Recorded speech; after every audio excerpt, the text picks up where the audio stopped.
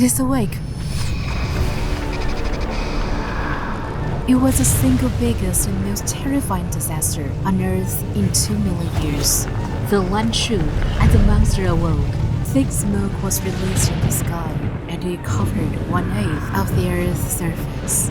Next, the global average temperature dropped by 3 degrees Celsius, leading to extreme cold and mass die-offs.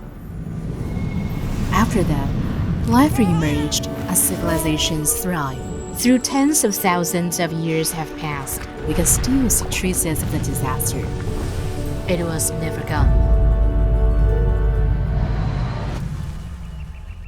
In what place on Earth is world-shattering force hidden, and what should humans do in the face of it? A scouted where the disaster happened, and unveil the truth behind it.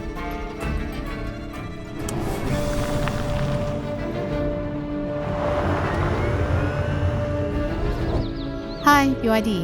Open the sunroof.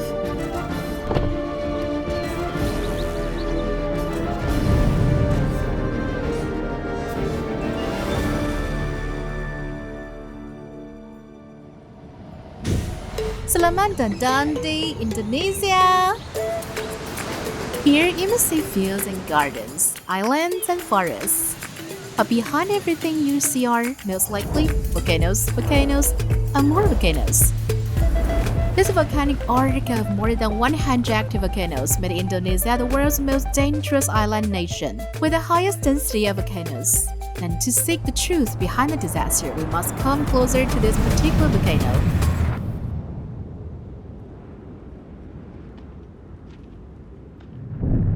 Look, we are standing less than 10 kilometers from the volcano.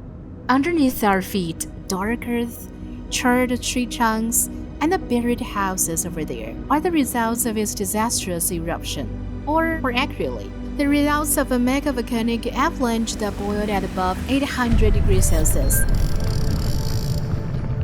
This was an avalanche of gas, dust, and rock debris, known as pyroclastic density currents. It poured down from the crater at speeds of up to 700 kilometers per hour. In other words, it can reach us and engulf everything here in less than 50 seconds, pointing at a blistering 800 degrees Celsius. Virtually nothing can escape this avalanche alive.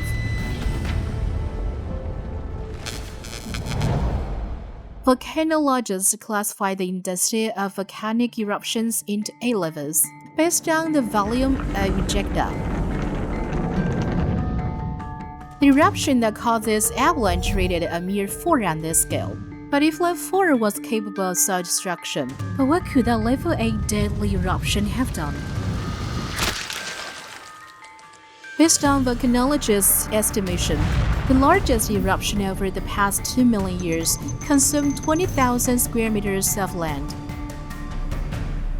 You might think that the loss of 20,000 square kilometers of land was far from being a disaster on Earth. Just be patient. To see its true form, we must turn off the sun. Look at these blue flames. They're dancing like a glowing blue river.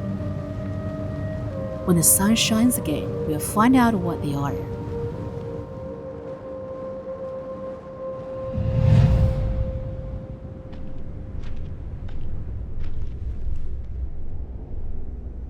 These yellow rocks are the natural form of sulfur, also known as brimstone.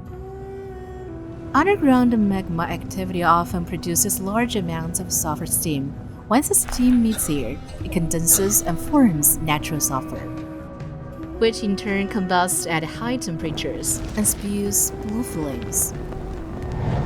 Asian volcanoes' activity is not that intense, yet it's still causing quite a scene. Just imagine when that ancient deadly eruption ejected colossal amount of sulfur compound into the atmosphere.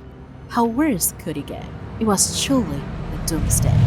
Sulfur compounds mixed with rain now led to widespread acid rain. To the horror of all life forms nearby, the spring water was extremely corrosive, that it kept burning their leaves and their skin.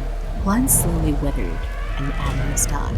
Eventually, the aquatic ecosystem completely collapsed, leaving behind nothing but acid lakes.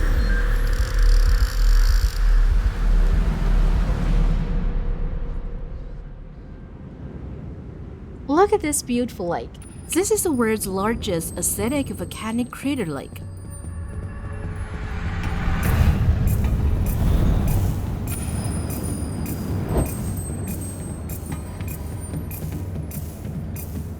Let's collect some water samples.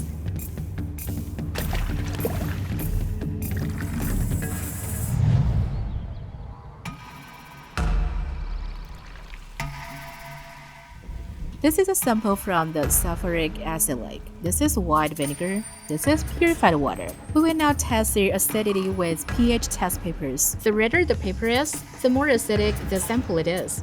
Here come the results. The sample from the sulfuric acid lake has a pH of about 1, vinegar a pH of 3, and purified water a neutral pH of 7. So it is very clear that the sulfuric acid lake water is the most acidic one here. But how destructive can such acidic water be? Let's test it with marble stone. Look, the marble stone in the acidic water is giving off a lot of bubbles. This vigorous reaction shows how acidic this lake water really is. It's even more mind-blowing that this acid pool is 180 meters deep and holds twice as much water as the West Lake. Apart from the Archaea, nothing survives here. But that disaster was not going to rest. It then sent the Earth into total darkness.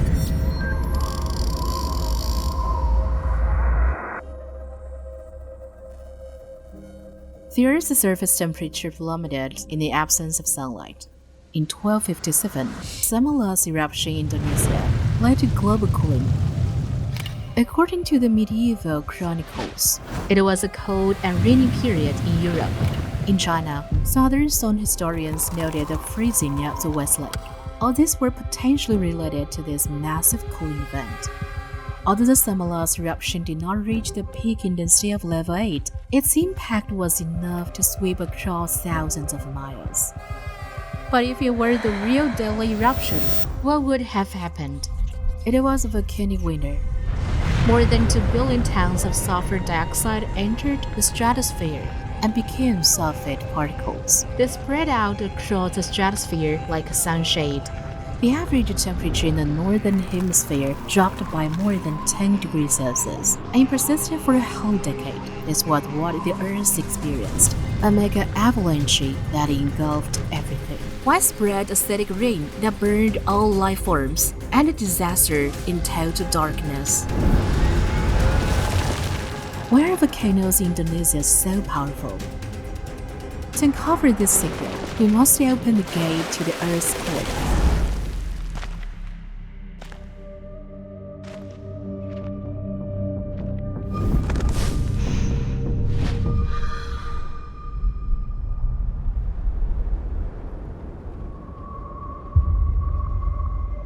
This is my first time on a crater of an active volcano. Although the crater floor is more than 100 meters away, I can still hear a distinct snarl from the Earth's core. There is also a pungent smell. All this point to a destructive force lurking deep under the gate to the Earth's core. Come, let's dive down together.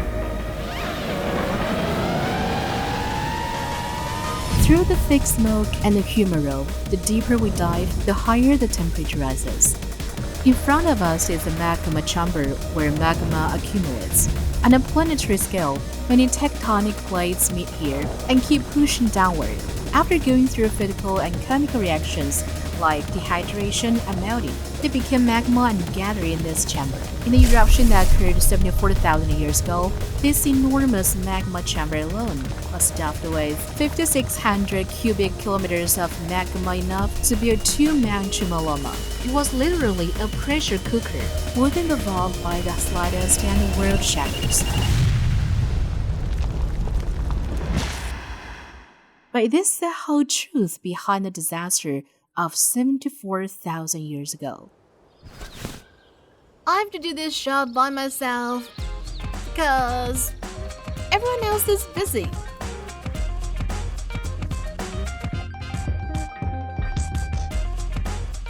It will be better if you have some orange juice.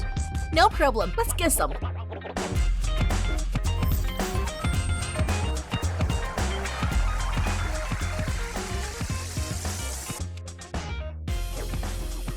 Yes, that deadly eruption did not wipe out everything.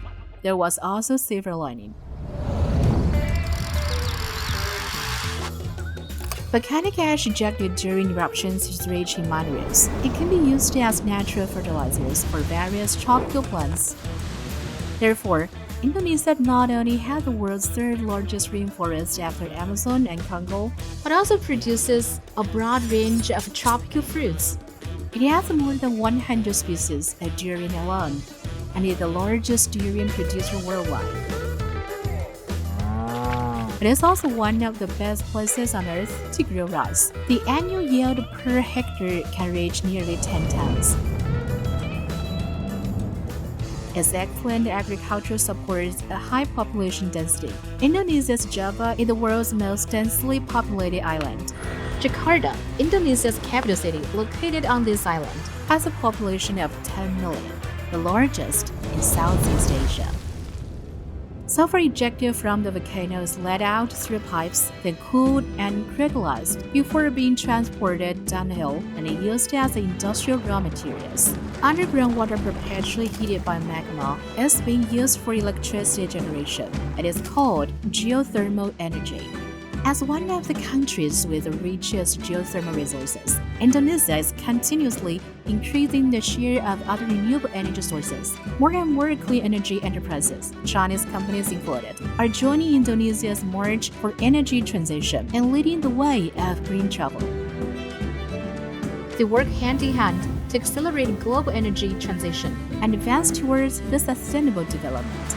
The incessant volcanic eruptions have given birth to an island arc and a triple-edged nation in the middle of an ocean, to hundreds of millions of humans and wildlife. This is a unique place they call home despite all the odds.